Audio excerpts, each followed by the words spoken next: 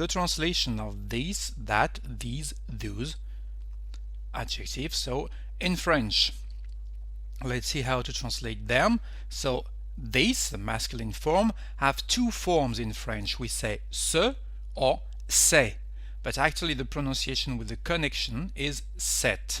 Ce, cette. That, we have the same word actually, ce and cette.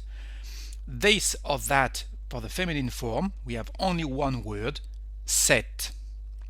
And the plural, these or those, is c'est. So, ce, cette, and c'est. But actually here, as you can see, there is no difference between this and that in French. But we can add a little word to stress the difference between this and that. We add si and la at the end of the word. For example, this book can be ce livre, but if you want to stress and to point out a book in particular, you can say ce livre-ci. That book becomes, in this case, ce livre-là. So you can say this book and that book, ce livre-ci, ce livre-là. This man, we say cet homme. Why? Because the H is silent in this word homme, so it's like a vowel. For this reason, we use the adjective set, S-E-T, for the masculine form too. And of course, we can say cet homme-ci or cet homme-là for that man.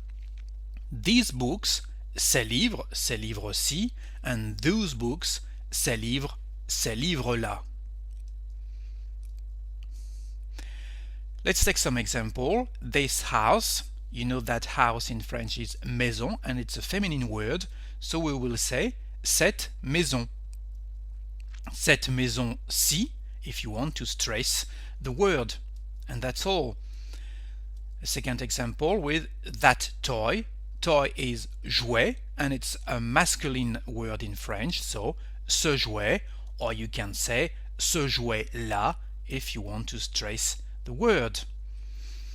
This friend can be masculine or feminine in French, but it is ami, the same pronunciation.